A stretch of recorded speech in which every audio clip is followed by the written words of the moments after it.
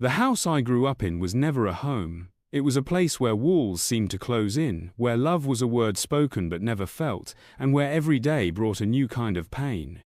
My mother and sister were the architects of my misery, their words and actions weaving a cage I couldn't see but could always feel. I lived in the shadow of their cruelty, my heart bruised by their relentless attacks.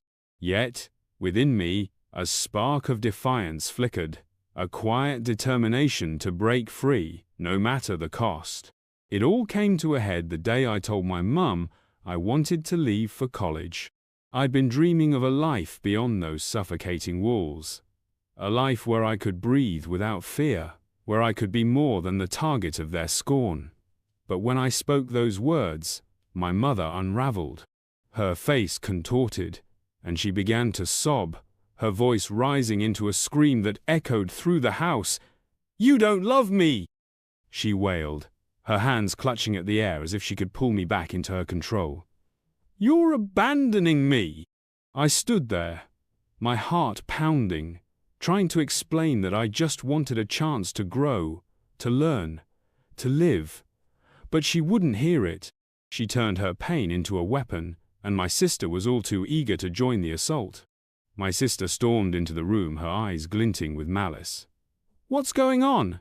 she demanded, and before I could speak, my mum screamed again.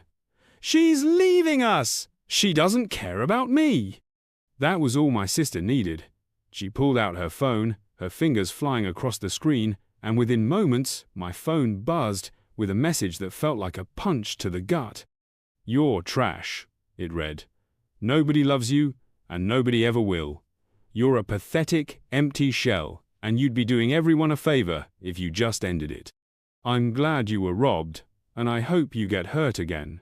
You don't deserve anything else." She didn't stop there. She dragged up every wound I'd ever shared in confidence, the assault I'd survived, the boyfriend who left me, the times I'd called for help as a child. Each word was a calculated strike, designed to break me. And when she mocked my pain, suggesting I should do it because no one would care, I felt the ground shift beneath me. I couldn't hold back the tears.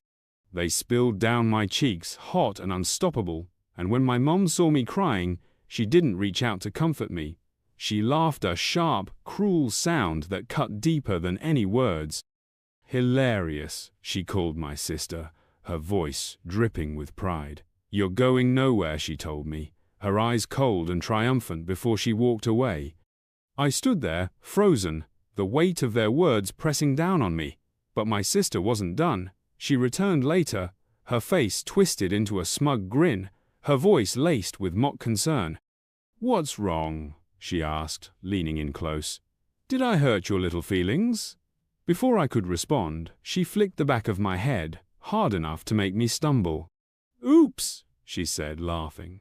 "Didn't see you there." Her breath was hot against my ear as she whispered, "You're such a crybaby. No wonder nobody wants you around. Why don't you just disappear?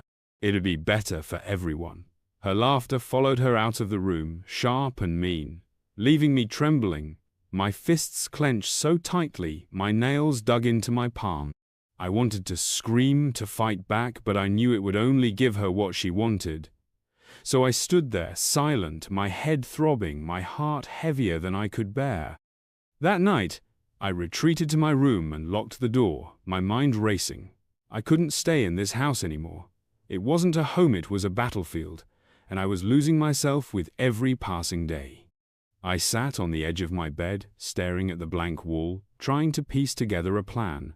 I needed to leave, but how? My mum and sister would never let me walk out the front door.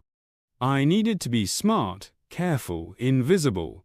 I grabbed my phone and opened my sister's messages, my hands shaking as I read them again. I didn't want to relive the pain, but I knew I needed evidence. I took screenshots of every cruel word, every threat, saving them in a hidden folder and backing them up to my email. Years of her venomous texts filled my screen, each one a reminder of why I had to escape. It felt wrong, like I was betraying my family by preparing to defend myself, but they'd left me no choice. I had to protect myself, even if it meant building a case against the people who were supposed to love me. Next, I started packing. I moved quietly, my heart pounding with every creak of the floorboards. I stuffed a small backpack with essentials. A few changes of clothes, my laptop, a couple of books that had kept me sane, and the $300 I'd saved from my part-time job. It wasn't much, but it was a starter lifeline to a world beyond this house. I buried the cash deep in my bag, under my clothes, and zipped it up, my hands trembling with adrenaline. Every sound outside my room felt like a threat, and when I heard footsteps in the hallway, I froze, my breath caught in my throat. The doorknob rattled, and my mom's voice cut through the silence. "Open the door," she snapped. I hesitated, my heart racing, but I forced myself to unlock it. She pushed her way in, her eyes immediately locking onto the bag on my bed. "What the hell do you think you're doing?" she demanded, her voice sharp enough to slice through the air. I swallowed hard, trying to keep my voice steady.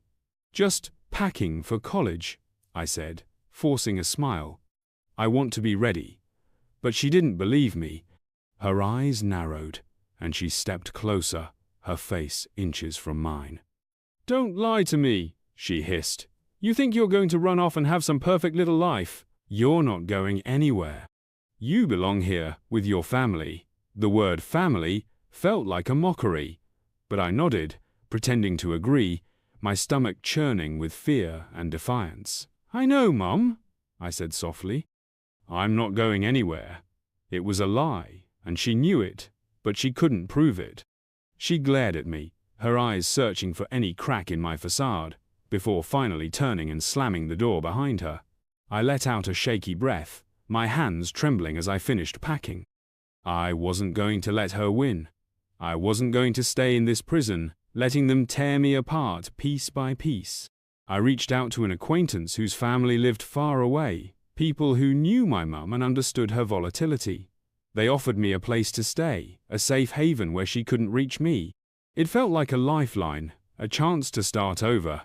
But their fear of my mother's wrath soon overwhelmed their kindness. They called me, their voices heavy with regret, and said they couldn't take the risk. "She's too unpredictable," they said. "If she finds out you're here, she might do something crazy." I was devastated, but I understood.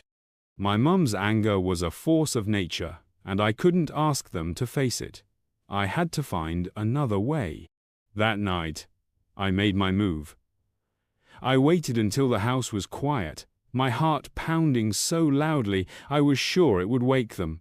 I slung my backpack over my shoulder and crept toward the door, every step deliberate, every breath shallow. But as I reached for the handle, my mum appeared, her eyes wild with fury. "Where do you think you're going?" she screamed, grabbing a vase and hurling it at me. It shattered against the wall, fragments scattering at my feet. "You're nothing without me!" she shrieked, her threats chasing me as I ran into the night. I didn't look back. I couldn't. I was a mess, unwashed, exhausted, terrified, but I was free. I found refuge in a domestic violence shelter, a place that felt like a miracle after the chaos I'd escaped.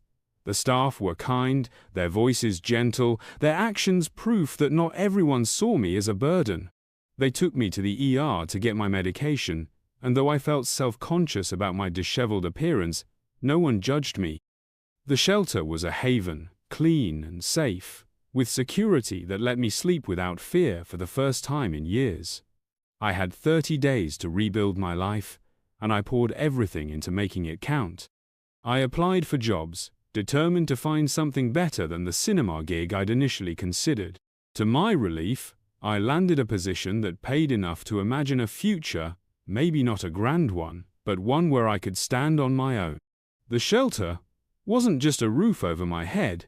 It was a community. There were 7 other women there, each with their own stories of survival.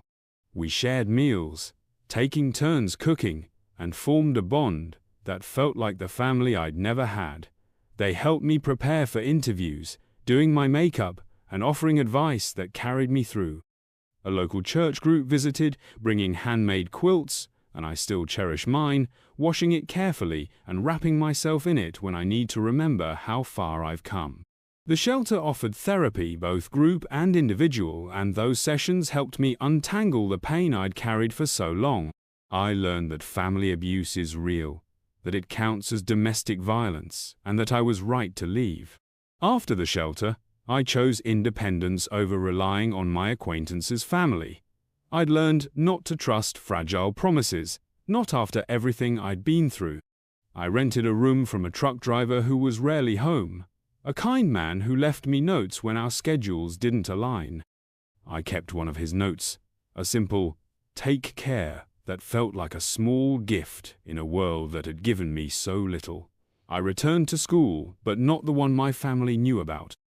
I applied to new colleges, pouring my story of survival into my application essay. My sister's voice echoed in my mind, telling me I'd be nothing, but I silenced it with every step forward.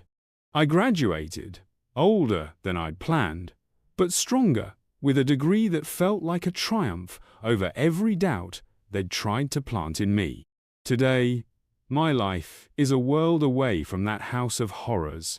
I'm engaged to a man whose love feels like a gift I never thought I'd deserve.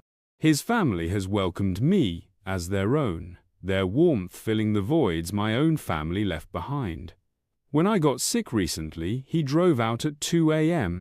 to buy Pedialyte, promising to make me lentil soup without me asking.